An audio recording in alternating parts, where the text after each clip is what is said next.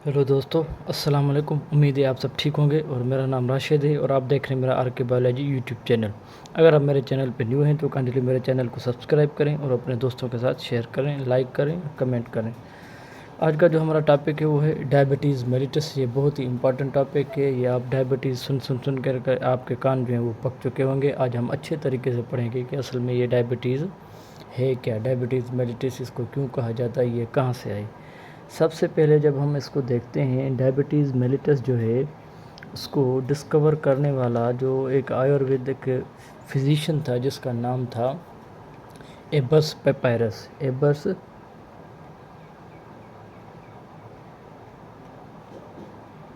Papyrus ये एक क्या था, आयुर्वेदिक फिजिशियन था। सबसे पहले इसने जो है वो इसको डिस्कवर किया। तो इसने किया क्या, देखा जो यूरिन जो था वो उसके अंदर वो जो कलर जो रंग उसका जो टेस्ट था वो क्या था, स्वीट था, जिसको बाद में जो है वो जो नाम दिया गया, यानी कि भाई अभी हम उर्दू में कहते हैं इसको मीठा पेशाब। मीठा पेशाब, ठीक है ना। तो उसको बाद में ये दिया गया कि भाई मतलब कि जो है स्वीट यूरिन, जिसको इंग्लिश में हम क्या कहते हैं, स्वीट यूरिन। सब तो पे ये बीमारी पुरानी है, ऐसे नहीं कि अभी ज़ाहिर हुई है कि भाई डायबिटीज़। तो पहले इसको मीठा पेशाब कहा जाता था। एबर्स पेपायरस ने सबसे पहले इसको डिस्कवर किया था, तो बाद में इसको जो है वो डायबिटीज़ मेलिटस के नाम से इसको यानी कि जाना जाता है, ठीक है। एक और चीज़ मैं आपको बताऊं, यानी कि यहाँ पे डायबिटीज़ मेलिटस जो होता है, आप पढ़ रहे हैं और एक आपने वर्ड सुना होगा डायबिटीज़ इंसाइपिडस। इंसाइपिडस, इसमें और उसमें फ़र्क है। डायबिटीज़ इंसाइपिडस इसमें क्या हो जाता है, ज़ाहिर है ग्लूकोज़ की जो लेवल होती है वो क्या हो जाती है, इंक्रीज़ हो जाती है। ग्लूकोज़ लेवल इंक्रीज़ हो जाती है। ग्लूकोज़ लेवल ब्लड में क्या हो जाती है, इंक्रीज़ हो जाती है। और उधर क्या होता है, ग्लूकोज़ लेवल जो होती है वो नॉर्मल रहती है। लेवल जो होती है नॉर्मल रहती है, पर फिर भी बॉडी जो होती है वो कंसंट्रेशन को जो है वो कंसनट्रेटेड यूरिन को मेंटेन नहीं कर पाती। तो यूरिन जो होता है वो ज़्यादा हो जाता है। क्या आता है, मोर यूरिन जो बॉडी होती है वो पैदा करती हैं। तो इसकी वजह से इसको कहा जाता है डायबिटीज़ इंसाइपिडस। इसमें और इसमें फ़र्क है दिन रात का। ये क्या होता है, इसमें ग्लूकोज़ की लेवल नॉर्मल होती है, इसमें ग्लूकोज़ की लेवल बढ़ जाती है। इसमें जो होते हैं ग्लूकोज़ नॉर्मल होने के बावजूद भी जो होता है वो यूरिन ज़्यादा आता है, और इसमें तो ज़ाहिर ग्लूकोज़ की लेवल बढ़ जाती है तो वो किडनी क्या होती है और यूरिन को बाहर निकालती है। तो इसमें इन दोनों में ये फ़र्क है, ये भी आपने ज़रूर पढ़ा होगा इंसाइपिडस। उसके बाद हम आ जाते हैं इस पे डायबिटीज़ मेलिटस पे। ये है क्या, डायबिटीज़ मेलिटस को अगर आप देखें तो डायबिटीज़ मेलिटस को सबसे पहले हम पढ़ रहे हैं कि भाई डायबिटीज़ मेलिटस को कहा जाता है एक सीरियस हार्मोनल डिजीज़। सीरियस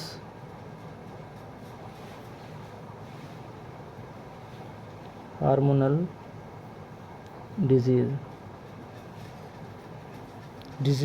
कहा जाता है in which body fails to absorb, in which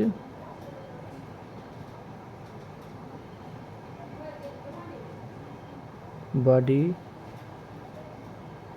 fails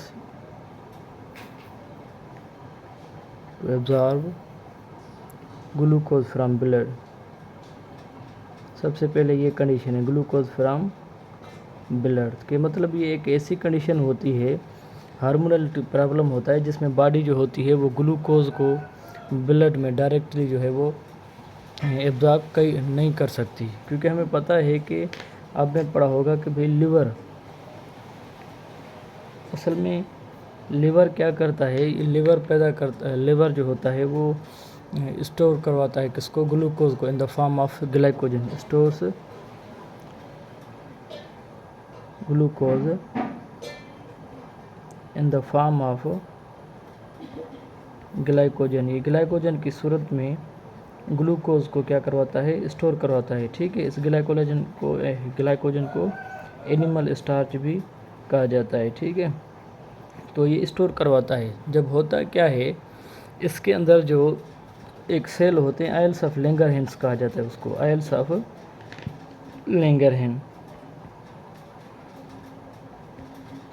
Langerhans जो सेल्स होते हैं वो क्या करते हैं, बीटा सेल्स पैदा करते हैं, बीटा सेल्स पैदा करते हैं। और वही बीटा सेल्स क्या पैदा करवाते हैं, इंसुलिन। और वही जो इंसुलिन होती है वो क्या करती है, कन्वर्ट्स, इंसुलिन प्रोड्यूस करती है और वही यानी कि ग्लूकोज को कन्वर्ट करती है किसमें, ग्लाइकोजन में, कन्वर्ट्स ग्लूकोज इनटू ग्लाइकोजन। तो ये रोल होता है किसका, लिवर का, ठीक है ना। तो उसके अंदर आइल्स ऑफ लैंगरहैंस सेल्स होते हैं और वही बीटा सेल्स पैदा करते हैं और बीटा सेल्स इंसुलिन पैदा करते हैं, फिर वो जो होता है वो ग्लूकोज को ग्लाइकोजन में कन्वर्ट करता है। तो ये एक हार्मोनल डिसऑर्डर है जिसकी वजह से ये सारा प्रॉब्लम होता है। उसके बाद जो होता है डायबिटीज़ मेलिटस को कहा जाता है best known endocrine disorder, best known endocrine, ये एंडोक्राइन है, ठीक है। इंटरनल जो ये सीक्रेशंस हैं उनका है, एक्सोक्राइन नहीं है, डिसऑर्डर, एंडोक्राइन डिसऑर्डर, ठीक है। काज बॉडी डिफिशिएंसी जो होती है उसमें क्या होता है, या तो लॉस हो जाता है रेस्पॉन्स टू इंसुलिन हो, या जो टारगेटेड जो टिश्यूज़ हैं वहाँ तक वो जो है वो पहुँच नहीं सकते, because body loss response to insulin, ठीक है। तो इंसुलिन को रेस्पॉन्स जो है वो बॉडी नहीं कर पाती, या वो जो टारगेटेड टिश्यूज़ होते हैं वहाँ पर तक ये पहुँच नहीं सकती है, ठीक है। तो इसको भी क्या कहा जाता है, डायबिटीज़ मेलिटस। उसके बाद जो है डायबिटीज़ मेलिटस को क्या कहा जाता है, it is a heredity disease. अभी ये हेरिडिटी हो चुकी है, it is a hereditary disease, ठीक है। क्योंकि इनके हम आगे टाइप पढ़ेंगे। तो अभी ये क्या है, एक नस्ल से दूसरी नस्ल से चली जाती है। और टाइप 1 और टाइप में थोड़ा फ़र्क होता है। टाइप 1 जो होती है किसी भी स्टेज में वो जो कमिंग जनरेशन में आ सकती है। बाकी टाइप 2 जो होती है वो होती है मोस्टली अबव 40 होती है। तो उसमें जो है वो अपनी जो है वो प्रोजनी पैदा ही कम करते हैं, इसलिए वो डायबिटीज टाइप 2 के जो इशू हैं थोड़े उसको कम है ज़्यादा पर इशू कम है, ठीक है ना। तो ये इसका क्या होता है, मतलब ये सी कंडीशन होती है इन डायबिटीज़ मेलिटस में। इन रिजल्टेंट हालांकि होता क्या है, होता ये है कि भाई जो डायबिटीज़ मेलिटस जब भी होती है, डायबिटीज़ मेलिटस कि भाई इन रिजल्टेंट क्या होता है हमारा, disease result in high blood glucose, disease result in high blood glucose, ठीक है। तो ज़ाहिर है वो ग्लूकोज की जो लेवल होती है वो बढ़ जाती है। जब ग्लूकोज की लेवल हम पढ़ते हैं तो दो कंडीशंस आते हैं। एक जो होता है जिसमें कम हो जाना, जिसको कहा जाता है हाइपोग्लाइसीमिया, और दूसरा जो होता है जिसमें बढ़ जाता है जिसको कहा जाता है हाइपरग्लाइसीमिया, ठीक है। इसमें क्या हो जाता है, डिक्रीज होना, लो हो जाता है, लो लेवल। इसमें क्या होती है, हाई लेवल। तो ये हाइपोग्लाइसीमिया ये इसकी वजह से इनके साथ क्या होता है, ये टर्म्स जो होते हैं इनके साथ रिलेटेड होते हैं, ठीक है। अब अगर हम देखें तो फॉर एग्जांपल दायर ग्लूकोज की जब लेवल जो है वो बढ़ जाती है हमारी बॉडी के अंदर, कंसनट्रेटेड तो यूरिन ज़ाहिर पैदा होगा। हमें पता है सॉल्यूट्स और सॉल्वेंट की कंसनट्रेशन हमें मेंटेन रखनी होती है। अब होता क्या है, जब भी हमारे यहाँ due to increase of glucose level, due to increase of glucose level, जब ज़ाहिर ग्लूकोज की लेवल जो है वो बढ़ जाएगी तो बॉडी क्या करेगी, they pass it by urine, they pass it by urine. तो ज़ाहिर वो यूरिन की हालत में इसको क्या करेंगे, आगे जो है वो बाहर निकाल देंगे, ठीक है ना। तो इसकी वजह से जो पेशेंट होते हैं वो क्या होते हैं, ज़ाहिर ज़्यादा से ज़्यादा उसको यूरिन आता है। उसके बाद अगर आप देख लें इनको, वो जो डायबिटीज़ होती है इनको जो है किडनी फेलियर तक भी लेके जाती है। द डायबिटीज़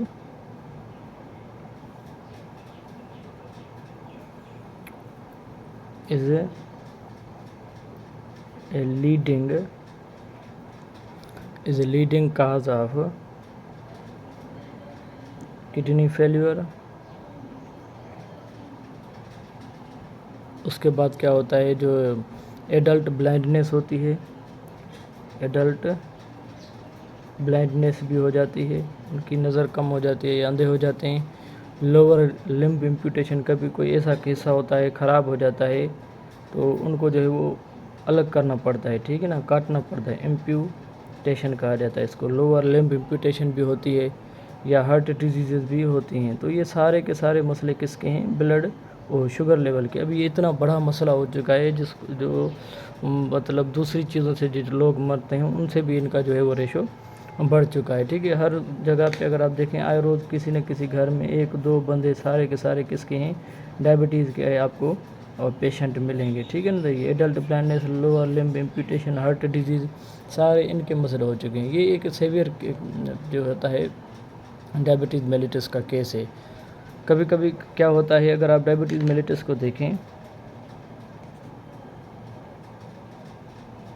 मेलिटस में जब सारा का सारा ग्लूकोज जो है वो निकल जाता है बॉडी से, सारा का सारा जब ग्लूकोज निकल जाता है तो वो इन सेवियर कंडीशन में क्या होता है, कंडीशन में जो पेशेंट होते हैं डायबिटीज़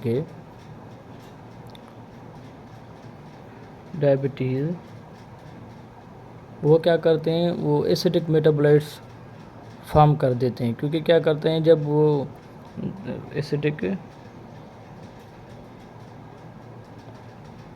मेटाबोलाइट्स उनके बन जाते हैं, क्योंकि जब ग्लूकोज नहीं होता तो वो फैट को क्या करते हैं, मेटाबोलाइज करते हैं।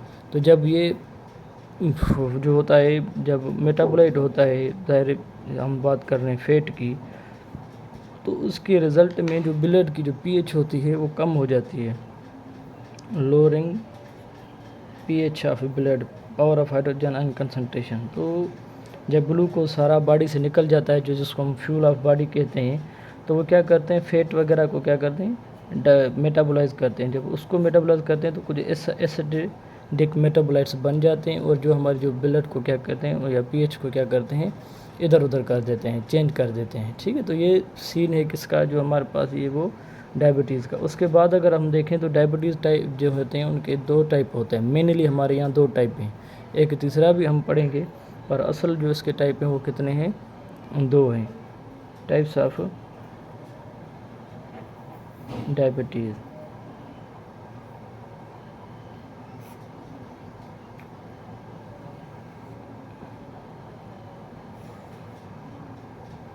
एक जो है हमारे पास वो है टाइप 1 डायबिटीज़,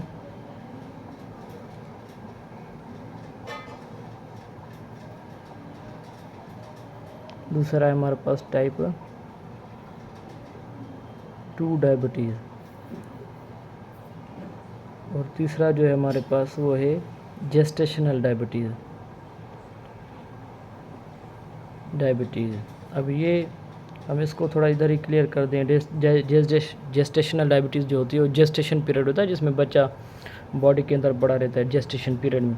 तो उसमें ड्यूरिंग प्रेगनेंसी जो होती है, कभी कभार कंसनट्रेशन ऑफ जो ग्लूकोज होती है वो बढ़ जाती है, और बच्चे के लिए क्या होती है, वो नुकसानदेह होती है। तो इसको कहा जाता है जेस्टेशनल डायबिटीज़। बाकी इन दोनों को हमारे बुक के मुताबिक हैं, इनको हम डिटेल में पढ़ने वाले हैं, ठीक है। आ जाएँ टाइप 1 पे पहले। टाइप 1 जो होती है ये क्या होती है, इंसुलिन डिपेंडेंट होती है। बस ये शुरू से ही जो भी बच्चा होगा, ये छोटे बड़े सब में होती है, ऐसे नहीं कि भाई ये बड़ों में होती है। ये क्या होती है, इंसुलिन डिपेंडेंट होती है। वो तो बस सारी लाइफ क्या करेगा, इंसुलिन पे ही डिपेंड करेगा। और ये जो होता है वो क्या होता है, नॉन इंसुलिन डिपेंडेंट,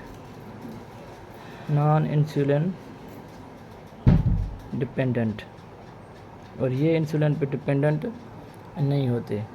इसको कहा जाता है आल्सो कॉल्ड जुवेनाइल कहा जाता है यंग में। जुवेनाइल डायबिटीज़ मतलब ये छोटे जो होते हैं उनमें के अंदर भी होता है, क्योंकि ये हेरिडिटी हो चुका है अभी, तो ये जुवेनाइल होती है। और ये जो होती है क्या होती है, ओवर 40 ईयर्स। ये जब 40 से आप बढ़ जाएंगे, आपके मेटाबॉलिज्म जब सारी चीज़ें जब कम हो जाएंगी, तो फिर ये ज़ाहिर होंगी, ठीक है। और ये क्या है, इट इज़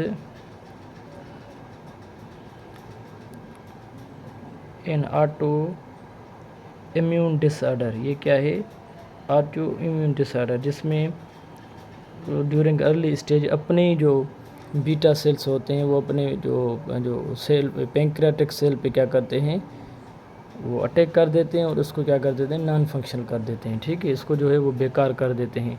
तो इसी की वजह से वो जो इंसुलिन होता है वो पैदा कर ही नहीं पाता। जब पैंक्रियाट पे अटैक होता है तो वो इंसुलिन पैदा ही नहीं करता, क्योंकि उसमें जो क्या होता है, डायबिटीज़ टाइप 2 में इंसुलिन पैदा होता है, फिर उसको रिस्पांस नहीं देता। इसमें बस इंसुलिन होता ही नहीं, पैदा ही नहीं होता। तो ये सारी उम्र जो होते हैं वो इंसुलिन डिपेंडेंट होते हैं। ठीक है, तो इसमें क्या होता है, और इसमें क्या होता है, जो loss of response to insulin, मतलब इंसुलिन पैदा होगा पर उसको जो रिस्पांस चाहिए था वो जो हो रिस्पांस ये जो है वो दे नहीं पाते हैं। ठीक है, उसके बाद अगर आप थोड़ा सा देख लें लॉस ऑफ रिस्पांस में, और ये जो होता है ये जो कोई बंदा है या कोई फीमेल है तो वो एक्सोजीनस इंसुलिन लेता रहेगा। ठीक है, एक्सोजीनस इंसुलिन ये लेता ही लेता रहेगा। ठीक है, लेता ही रहता रहेगा। और ये जो होता है इनका जो इंसुलिन अपना होता है, इंसुलिन एंडोजीनस होता है। कभी कभार तो अभी इसको भी इंजेक्शन लगाया जाता है एंडोजीनस, तो बाकी जो है वो मोस्टली वो अपना ही पैदा करते हैं। बाकी तो थोड़ा सा उनका जो रिस्पांस होता है वो क्या हो जाता है, कम हो जाता है। ठीक है, तो इनके लिए जो जीन होता है, क्योंकि हम पढ़ रहे थे टाइप 1 और टाइप 2 डायबिटीज़। ठीक है, तो जीन जो होता है इसके लिए जो जिसमें म्यूटेशन रह जाती है, जीन प्रेजेंट ऑन 11 क्रोमोसोम पे मौजूद होता है, क्रोमोसोम और उसकी भी शार्ट आर्म पे, किस पे, शार्ट आर्म पे मौजूद होता है। और इसमें क्या होता है, कंडीशन जो होती है ये हेरिडिटी यहाँ पे मेजर फैक्टर होता है, हेरिडिटरी भी यहाँ पे भी मेजर फैक्टर होता है। उसके बाद अगर आप देखें तो ये जो होती है it is being manage through exercise. अगर आप एक्सरसाइज या अपनी खुराक को ठीक करेंगे तो ये कोई मसला नहीं। ठीक है, बाकी वो वाला जो है वो सारी उम्र जो है आपको उस पर डिपेंडेंट होना होगा, और आप भी खुराक उसमें भी जो है वो कुछ केयर करेंगे। बाकी आप जो है कमिंग जनरेशन में वो जो है ट्रांसफ़र भी कर सकेंगे, तो ये मसला भी आपके साथ उसमें रहेगा। ठीक है, और जनरली हम देखते हैं कि भाई टाइप ऑफ ग्लूकोज टेस्ट हमें पता तो चले कि ग्लूकोज ये कितना नॉर्मल होता है, कौन सी कंडीशन में कितना होता है। टाइप्स ऑफ ग्लूकोज टेस्ट हम करते हैं इसको मेयर करने के लिए। एक होती है हमारे पास फास्टिंग, जब हमने रोज़ा रखा हुआ है, जो होती है फास्टिंग।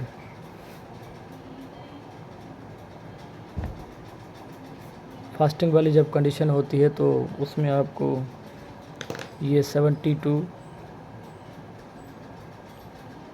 100 मिलीग्राम पर डेसीलीटर आपको ये मिलेगा। ठीक है, और अगर आप देखें दूसरा होता है पोस्ट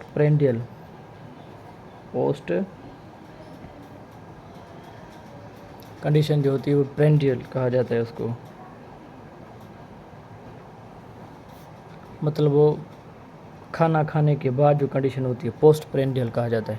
तो उसमें आपको जो है वो 80 to 150 जो होती है मिलीग्राम पर डेसीलीटर भी कंडीशन मिलेगी। बाकी नॉर्मल भी इसकी कितनी होती है, नॉर्मल वो 80 to 120 तक ये क्या होती है, नॉर्मल होती है मिलीग्राम पर डेसीलीटर। ठीक है, ये नॉर्मल कंडीशन में होती है पोस्ट प्रेंडियल। तो ये रोज़े के दौरान होती है और खाने के बाद। अगर इससे बढ़ जाए तो ज़ाहिर है वो क्या है, डायबिटिक कंडीशन है। ठीक है, अब इसके काजेज़ कौन से होते हैं, काजेस तो हम पीछे पढ़ के आए हैं कि भाई एक है जेनेटिक्स है, इसको कहा जाता है फैमिली हिस्ट्री। दूसरा जो होता है हमारे यहाँ वो डिस्ट्रक्शन ऑफ पेंक्रियाज का ख़त्म हो जाना, ये दूसरा फैक्टर है। तीसरा क्या होता है, स्लो फंक्शनिंग ऑफ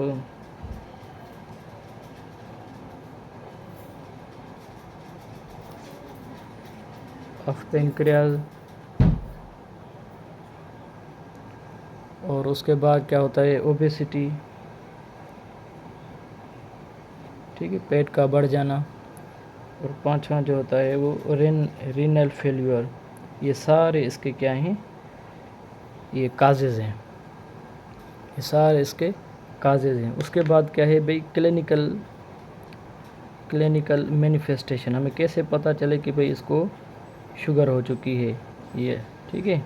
कुछ ऐसी चीज़ें होती हैं जिसको हम देख कर कहें कि भाई ये क्या है, शुगर का पेशेंट है। पहली हमारे पास वो है पोलीडिप्सिया कंडीशन कहा जाता है इसको। इसमें उसको क्या होगी, थर्स्ट होगी, पानी ज़्यादा पिएगा। दूसरी कंडीशन क्या है, पॉलीफेजिया,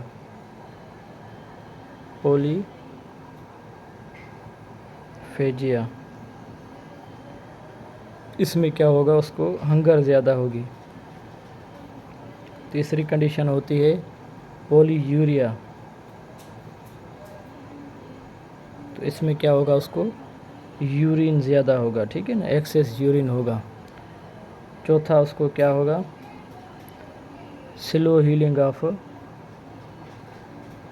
कट, जो ज़ख्म होगा वो ख़त्म ही नहीं होगा, वो बढ़ता ही जाएगा। ब्लर विजन, उनकी नज़र भी कम हो जाएगी। तो ये सारी किसकी अलामात हैं, क्रैम्प्स का पड़ जाना। उसके बाद वेट का लॉस हो जाना, पाँचवा, छठा और सातवां, वेट लॉस। तो ये क्लिनिकल मैनिफेस्टेशन है, जिसको ये चीज़ें होंगी, ये क्या है, डायबिटीज़ का पेशेंट है, ठीक है। तो आज के लिए इतने काफ़ी, दुआ में याद रखिएगा, शुक्रिया।